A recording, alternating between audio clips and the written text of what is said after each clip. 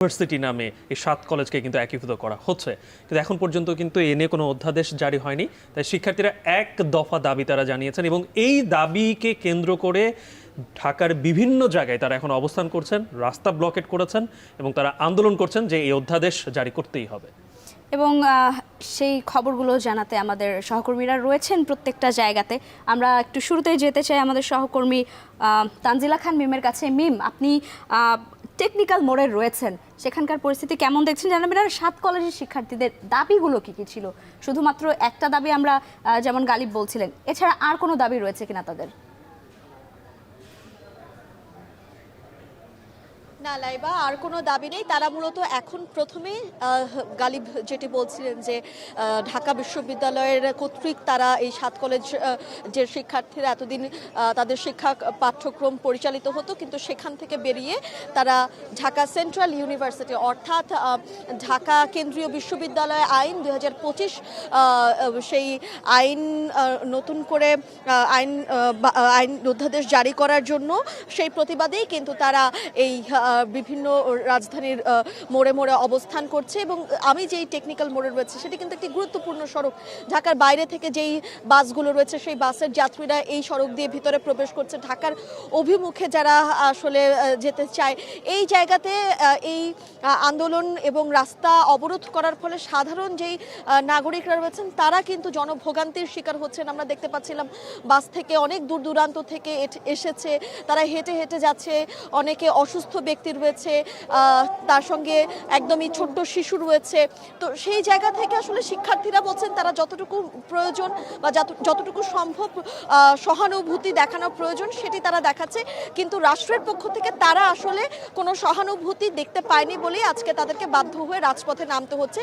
কারণ এই আইনটি অধ্যাদেশটি জারি করার জন্য অনেক দিন ধরে তাদেরকে বলা হচ্ছিল করা হবে।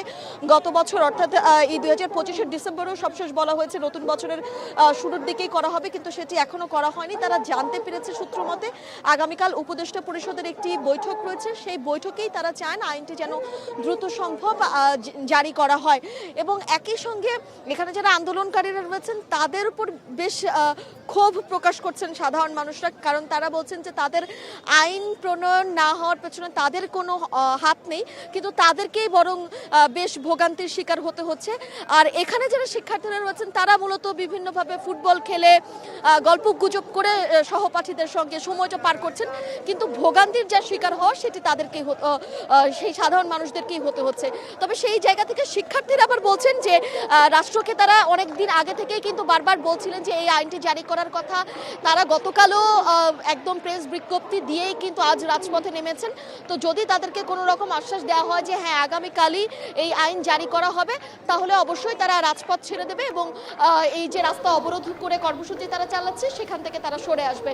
লাইবা, এই ছিল এখন খুব পর্যন্ত টেকনিক্যাল মোড থেকে আমার কাছে সর্বশেষ।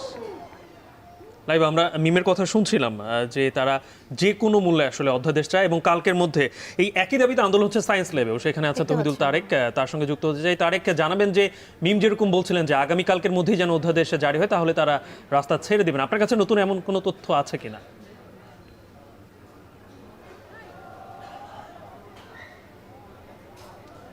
গালিব, সহকর্মী তানজিলা মিম যে বিষয়টি উল্লেখ করেছেন ঠিক একই বিষয় কিন্তু এখানে যে শিক্ষার্থীরা রয়েছেন তারা উল্লেখ করেছেন। এবং আপনাকে জানাতে চাই যে সায়েন্স ল্যাব মোড়ে মূলত 4টি কলেজ অবস্থান করছে এই মুহূর্তে। তার মধ্যে একটি Dhaka college, Eden college, Badrunnesa college এবং একই সাথে বেশ কিছুক্ষণ আগে তিতুমির কলেজের শিক্ষার্থীরা কিন্তু এখানে এসে তাদের সাথে যুক্ত হয়েছেন এবং তারা সেই একই দাবিতে সেন্ট্রাল বিশ্ববিদ্যালয়ে যেটি প্রস্তাবিত সেটির যে অধ্যাদেশ জারির তাদের যে সংগ্রাম, তাদের যে প্রতিরোধ এবং তাদের যে দাবি, সে দাবি তারা এখানে তুলে ধরছেন। এবং তারা শুরু থেকেই যে বিষয়টি বলে আসছেন যে গেল 1.5 বছর ধরে তাদের এই সংগ্রামে সরকার নানা সময়ে তাদেরকে নানা ধরনের আশ্বাস দিয়েছেন, যদিও এই আশ্বাসের মধ্যে বেশ কিছু আশ্বাস পূরণ হয়েছে। এখন সর্বশেষ যে ধাপটি রয়েছে সেই ধাপে এসে এখন এই টালবাহানা তারা করছে বলে তারা দাবি করছেন সরকার। এবং তারা আরেকটি বিষয় অভিযোগ করছেন যে সরকারের উচ্চপদস্থ কিছু কর্মকর্তা এই প্রস্তাবিত সেন্ট্রাল বিশ্ববিদ্যালয়টি হতে বাধা দিচ্ছেন। এবং এর অন্যতম কারণ হিসেবে তারা বলছেন যে এই কলেজগুলো থেকে বিভিন্ন বড় রাজনৈতিক দল তাদের কর্মী তৈরি করেন এবং এটি বিশ্ববিদ্যালয়ে রূপান্তরিত হলে অনেক যারা অন্যায়ভাবে এখান থেকে লাভ করছেন নানা দিক থেকে সেই বিষয়টি বন্ধ হয়ে যাবে এবং সেই জায়গা থেকে তারা এই সিন্ডিকেট করে এই প্রস্তাবনার যে অধ্যাদেশ সেটি বাধাগ্রস্ত করার চেষ্টা করছেন। এবং যে বিষয়টি একটু উল্লেখ করতে চাই যে আপনি জানেন যে এটি কিন্তু খুবই গুরুত্বপূর্ণ একটি পয়েন্ট রাজধানীর এবং আজকে 12:30টার পর থেকে আমরা দেখেছি যে শিক্ষার্থীরা এখানে এসেছেন এবং তাদের যে দাবি সেটি স্লোগানের মাধ্যমে তুলে ধরার চেষ্টা করছেন। তবে যে বিষয়টি বলবো যে সড়ক অবরোধের কারণে এখানে কিন্তু সাধারণ মানুষের যে দুর্ভোগ সেই দুর্ভোগটি কিন্তু একদম বেড়ে গেছে। কারণ এখন আমরা দেখতে পাচ্ছেন যে শিক্ষার্থীরা তো রয়েছেন কিন্তু এই সায়েন্স ল্যাব মোড়ের বিভিন্ন পয়েন্টে যে যানবাহনগুলো রয়েছে সেই যানবাহনগুলো কিন্তু আটকা পড়েছে। যদিও এখানে জরুরি কাজে বের হওয়া যে গাড়িগুলো রয়েছে বিশেষ করে অ্যাম্বুলেন্স সেই অ্যাম্বুলেন্সগুলোকে কিন্তু তারা ছেড়ে দিচ্ছে এবং একই সাথে মানবিক কারণে বিভিন্ন সাহায্য সহযোগিতা করছে। কিন্তু আপনারা দেখছেন যে আজকে একটা অফিসিয়াল দিন এই কর্মব্যস্ত মানুষের এই সময়ে যদি কোনো গুরুত্বপূর্ণ পয়েন্ট আসলে অবরোধ করা হয় সে সময় কিন্তু মানুষের দুর্ভোগ চরমে পৌঁছে ঠিক কিন্তু এমন একটি অবস্থায় তারাও বলছে যে তারা আসলে চান না যে সড়কে দাঁড়িয়ে তারা এই দাবি আদায় করবেন। তাদের পড়াশোনায়ও সমস্যা হচ্ছে। তারা জানতে চেয়েছেন আসলে যে কাজটি সরকারের পক্ষ থেকে আন্তরিকতার সাথে করে ফেলা উচিত সেই কাজটি কেন তাদেরকে সড়কে নেমে আদায় করতে হচ্ছে সেই প্রশ্ন কিন্তু তারা রাখছেন এবং সর্বশেষ তারা বলছেন যে তাদের দাবি আদায় না হওয়া পর্যন্ত তারা এখানে অবস্থান করবেন। এই ছিল আমার কাছে সবশেষ। লাইবা টেকনিক্যাল মোড় কিংবা সায়েন্স ল্যাব ঢাকা শহরের জন্য খুবই কিন্তু গুরুত্বপূর্ণ সড়ক। এই সড়কগুলো যখন অবরোধ করা হয় ব্লকেট করা হয় তখন কিন্তু পুরো শহরে যানজটের একটা সৃষ্টি হয়। গালিব, আমরা যেমন টেকনিক্যাল এবং সায়েন্স ল্যাবের কথা বলছিলাম, ফার্ম গেটে আরেকটি ফার্ম গেটে হচ্ছে তেজগাঁও কলেজের সামনে আমাদের সহকর্মী মেহরাব সুমন রয়েছেন। আমরা যে কিছুদিন আগে দেখেছি যে তেজগাঁও কলেজে এক শিক্ষার্থী খুন হয়েছিলেন, তারই হত্যার বিচার দাবিতে ফার্মগেট আটক করেছে, ফার্মগেট অবরোধ করেছে শিক্ষার্থীরা। সে খবর জানবো আমরা আমাদের সহকর্মী মেহরাব সুমনের কাছ থেকে। মেহরাব সুমন, ফার্মগেটের এখনকার পরিস্থিতি কি জানতে চাই আপনার কাছে। কি কিছুক্ষণ আগে আমরা দেখছিলাম যেখানে একটা বিশৃঙ্খল পরিবেশের সৃষ্টি হয়েছে, কি তথ্য রয়েছে আপনার কাছে?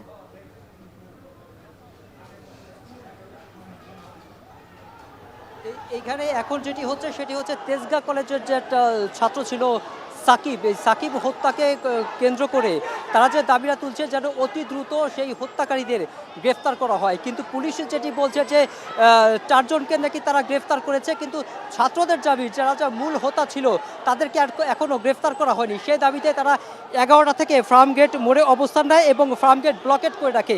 এখন আপনারা দেখতে পাচ্ছেন যে পুলিশের সঙ্গে তেজগাঁ কলেজের শিক্ষার্থীদের বাক বিতণ্ডা চলছে এবং কিছুক্ষণ আগেও আমরা দেখেছি যে পুলিশের সঙ্গে তাদের একটা ধস্তাধস্তি হচ্ছে। পুলিশ এখানে সাধারণ জনগণের যাত্রীদের যে যানবাহনের নিরাপত্তা দেওয়ার জন্য তারা ব্যারিকেড সরিয়ে নিয়েছিল, কিন্তু তারই প্রেক্ষিতে তেজগাঁ কলেজের শিক্ষার্থীরা জড়ো হয়ে পুলিশদের এখানে একটা মব সৃষ্টি করার চেষ্টা করে এবং পরবর্তীতে তারা সেখান থেকে পুলিশের যে ব্যারিকেড ছিল সেই ব্যারিকেড তারা নিয়ে যায় এবং আবারও তারা ফার্মগেট ব্লকেট করে দেয়। এখানে আমি যদি আপনাদের একটু জানিয়ে রাখি যে ফার্মগেটের এখানে হচ্ছে আপনার 7টা রাস্তার কেন্দ্রস্থল হচ্ছে ফার্মগেট। এখানে আশেপাশে কয়েক কিলোমিটার যানজট বেঁধে গিয়েছে এবং লক্ষ জনতা এই দুর্ভোগের মধ্যে পড়েছে। আমরা দেখেছি এখানে একটি মহিলা তার চিকিৎসা নিতে যাওয়ার জন্য তাদের সঙ্গে বাক বিতণ্ডা করার একটা পর্যায়ে তার সঙ্গে ধস্তাধস্তির ঘটনা পর্যন্ত ঘটেছে। এখানে তেজগাঁ কলেজের শিক্ষার্থীরা ব্লকেট করে রেখেছে প্রায় 3 ঘন্টার বেশি। এখানে যান চলাচল 3 ঘন্টা ধরে বন্ধ থাকার কারণে দুই পাশে প্রচুর জ্যামের সৃষ্টি হয়েছে। এখন আপনারা দেখতে পাচ্ছেন যে এখানে পুলিশের সঙ্গে তেজগাঁ কলেজের শিক্ষার্থীদের বাক বিতণ্ডা চলছে। পুলিশ এখানে তাদের বোঝানোর চেষ্টা করছে যে এভাবে দাবি আদায় করা কোনো ধরনের সম্ভব না। পুলিশ যথাসম্ভব চেষ্টা করছে তাদেরকে গ্রেফতার করার জন্য, কিন্তু তাদের দাবি যে অতি দ্রুত যারা মূল হোতা তাদেরকে গ্রেফতার করতে হবে। গ্রেফতার না হওয়া পর্যন্ত তারা এই আন্দোলন চালিয়ে যাবে বলে ঘোষণা দিয়েছে। আপনারা দেখতে পাচ্ছেন যে পুলিশের সঙ্গে এখনও তাদের বাক বিতণ্ডা চলছে। এটা দফায় দফায় কয়েক দফা এমনকি এরা সাধারণ জনতার সাথেও কয়েক দফা ধস্তাধস্তির সঙ্গে জড়িত হয়ে পড়েছিল। সাধারণ জনতা ভার্সেস আপনার যে শিক্ষার্থী, তাদের যে মুখোমুখি কয়েকবার সংঘর্ষ হয়েছে। আমরা দেখেছি যে তারা যান চলাচল কোনো রকমই করতে দিচ্ছে না। এর কারণে আপনার হাজারো সমস্যা জনতা নেই। এখানে দুর্ভোগে পড়ছে। এই ছিল ফার্মগেট থেকে সবশেষ। মেহরাব সুমন, ধন্যবাদ আপনাকে। গালিব, আমরা যেমনটি দেখছিলাম যে একদিকে সায়েন্স ল্যাবে এবং টেকনিক্যাল মোড়ে শিক্ষার্থীরা অবরোধ করেছে, তারা সেন্ট্রাল ইউনিভার্সিটির দাবিতে রাস্তা অবরোধ করেছে, এবং ফার্ম গেটের চিত্র যেটি আমাদের সহকর্মী জানাচ্ছিলেন যে তাদের শিক্ষার্থী হত্যার দাবিতে তারা রাস্তা অবরোধ করেছেন এবং তারা বিচার চান, এবং সেসব খবরই জানাচ্ছিলেন আমাদের সহকর্মীরা। নিতে হচ্ছে একটা ছোট্ট